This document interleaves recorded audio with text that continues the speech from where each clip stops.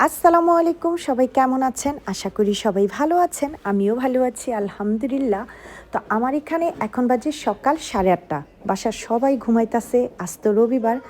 আয়া স্নেহার school college বন্ধ। আমার হাজব্যান্ডও শপে যাবে আজকে একটু দেরি করে। সব সময় দেখা যায় সকালে ঘুম থেকে উঠে তাড়াহুড়া করে একটু চা করি আর ওদেরকে পাউরুটি দিয়ে ভিজিয়ে খেয়ে যায়, এটাই। আর আজকে তো চিন্তা করলাম বন্ধের দিন, ছুটির দিন, আজকে বাসার সবাইকে একটু অন্যরকম নাস্তা করে দিই, ফুলকপি সবজি করে দিই। এই ভাজিটা আমাদের ঘরের আমরা সবাই পছন্দ করি, রুটি দিয়ে পরোটা দিয়ে। তো স্নেহার আব্বুও যখন একটু দেরি করেই যাবে সবে, তো এই যে সকালে ঘুম থেকে উঠেই আমি নাস্তাটা করে নিতেছি। আর আয়াত মসজিদে যাবে, বাপ ছেলে একসাথে চলে যাবে। তো আমি এখানে রুটিও করে নিতেছি, কারণ দুপুরে কি রান্না করব সেটাও আমার একটু গুছিয়ে রাখতে হবে। আর আজকে অনেক দিন পরে আরেকটা ব্লগ আপনাদের সাথে শেয়ার করতেছি, আশা করি আমার পুরো ভিডিওটা দেখবেন। নাস্তা করা শেষ, মানে আমার হাজব্যান্ড আর আমার ছেলে চলে গেছে নাস্তা করে, এদিকে আমি স্নেহার রুমটা গুছিয়ে নিলাম। ওনাদের মানে এই শীতকাল আসলে ওনাদের মানে বিছানার উপরে এভাবে কম্বলটা মেলে দিবা যে আমরা এসি কম্বলের নিচে ঢুকে যেতে পারি। ডাবল কম্বল দিয়ে দিই, নিচে একটা পাতলা কম্বল আর উপরে এই ভারী কম্বলটা। স্নেহার রুম গোছানো শেষ, আয়াতের খাটটাও গুছাইয়া ফেলছি।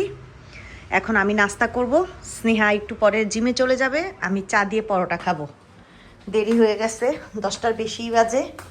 8:30টায় ঘুম থেকে উঠছি, মেডিসিন খাইলাম, আবার একটু যে চাটা দিছি এটা ওভেনে একটু গরম করব, তারপর খাবো। আর এইদিকে দুপুরের জন্য বেগুন ভাজা বসাইয়া দিলাম, আর এই চুলাতে গরুর মাংস হইতেছে।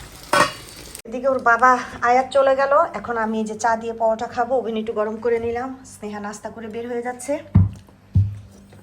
মানে মাংস হয়ে যাইতেছে চুলাতে, বেগুন ভাজা হয়ে গেছে। এখন খিচুড়িটা রান্না করবো আরেকটু পরে। আর ওর বাবার জন্য আর কি সবজি করা যায়, ভাজি ভর্তা সেটা করে নিব। শুটকির ভর্তা খাবি রে? হ্যাঁ, আচ্ছা। এদিকে গরুর মাংস হয়ে গেছে, আমি একটু গরম মশলার গুঁড়া জিরার গুঁড়া দিয়ে দিছি, সাথে আলুও দিলাম। আর এই যে খিচুড়িটা বসায় দিছি, একটু পাতলা করে খিচুড়ি রান্না করব আজকে। চাইরার ডাল বসায় দিলাম, আর একটু পরে ময় মশলা সব দিব। আর এই যে মাংসও কমপ্লিট, বেগুন ভাজা হয়ে গেছে। এখন দেখি একটু শুটকির ভর্তা করব, আমার মেয়ে আবার যাওয়ার সময় বলে গেল, ভাল লাগলে করবো, নাইলে না। ও বাইরে কি বাতাস, কি সুন্দর রৌদ্র। কয়েকদিন ধরে ওয়েদারটা অনেক সুন্দর, কিন্তু ঠান্ডায় কেমন যে লাগতেছে। এই গাছটা একেবারে হলুদ হয়ে যাবে পাতাগুলা, তখন আমি ভিডিও করে দেখাবো। এখন কিছুটা হয়ে আসছে, পুরা হলুদ হয়ে যায়। মনে হয় যে গিয়ে একটু রোদ্রে দাঁড়ায় থাকি, কিন্তু আজকে তো রবিবার, আমি বাসা থেকে বের হব না, এখন বিকালে বের হব। একটু রান্না বান্না করব সবার জন্য, 1-1:30টার মধ্যে সবাই চলে আসবে বাসায়। আমি বাইরে আসলাম যে দেখি বাতাসটা কেমন, কিন্তু বাইরে মানে দাঁড়ানো যাইতেছে না, এত ঠান্ডা বাতাস।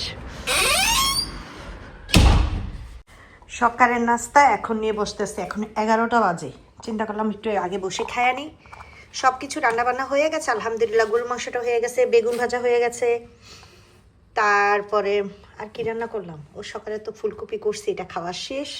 তো এখন চিন্তা করলাম একটু চা দিয়ে এখন পরোটাটা খাই কম্বলের নিচে বসে বসে। কি পরিমাণ ঠান্ডা বাইরে তো দেখলামই, আর একটু টিভি দেখি বসে বসে। আমার এখানে 12:30টার মতো বাজে, কি সুন্দর রৌদ্র। আমি একেবারে ফ্রেশ হয়ে রৌদ্রতে চলে আসছি একেবারে। আর এইভাবে শশা কেটে নিছি, এভাবে শশা কাটা আমাদের বাসার সবাই পছন্দ করে। এভাবে বাসার পছন্দ কি, কুচি কুচি করে যদি সালাদ করি, ওটা সবাই মানে আমি আর আমার হাজবেন্ড পছন্দ করি। আর এভাবে স্নেহার আয়াত খায়। আর আলহামদুলিল্লাহ দুপুরে রান্নাবান্না একেবারে কমপ্লিট। এই যে পাতলা খিচুড়ি, গরুর মাংস, বেগুন ভাজা, ভাত।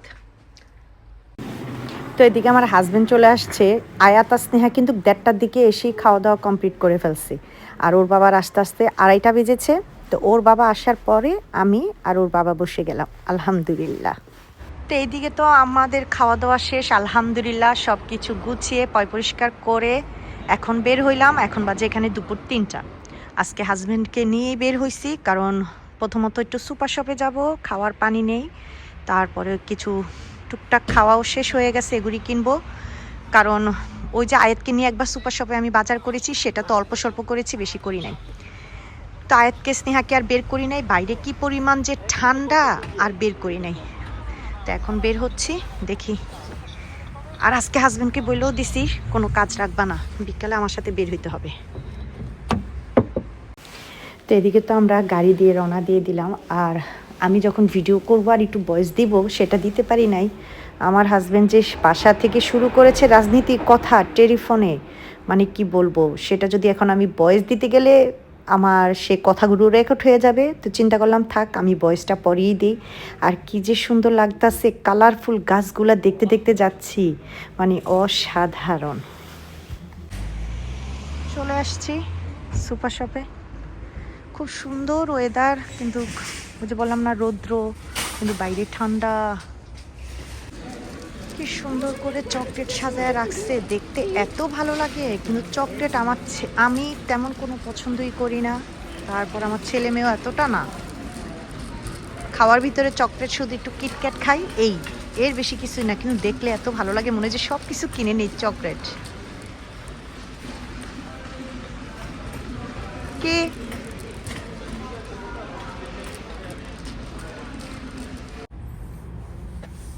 খাওয়ার পানি নিলাম 10 কেজি।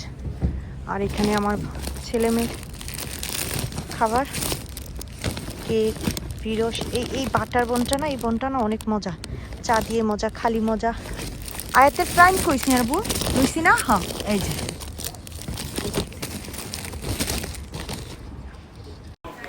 তো এদিকে তো বাজার করা শেষ, এখন বাসার দিকে যাচ্ছি। বাজারগুলো উঠাইয়া দিয়ে, তারপরে 2 কেস পানি উপরে উঠাইয়া দিয়ে, তারপর আমি আর ওর বাবা আরেক জায়গায় যাব। তো আজকে তো সারা দিনের আমার একটা ছোট্ট ভিডিও আপনাদের সাথে শেয়ার করা। আসলে রেগুলার এখন আমি ব্লগ দিতে পারি না, দেখা যায় আমি ব্লগের ভিডিও করতে হয়। তারপরে আমার ফেসবুকে যে পেজে, ওইখানে তো শুধু আমি রান্নার ভিডিও দেই, সেই রান্নার ভিডিও করতে হয়। সব কিছু মিলিয়ে না আমার উলটপালট হয়ে যায় ভিডিওগুলো। তো অনেক সময় দেখা যায় যে এখন বর্তমান আমি ব্লগ দিই 2 দিন 3 দিন পর পর, কিন্তু আমার তো রেগুলার ব্লগ দেওয়ার কথা, সেটা পারি না। তারপরেও চেষ্টা করব। তো সারাদিনের একটা ছোট্ট ভিডিও আপনাদের সাথে শেয়ার করেছি। যদি ভালো লাগে তাহলে অবশ্যই লাইক আর কমেন্ট করে জানাবেন। আজ এই পর্যন্তই। আর সবাই আমার পরিবারের জন্য দোয়া করবেন। আল্লাহ হাফিজ।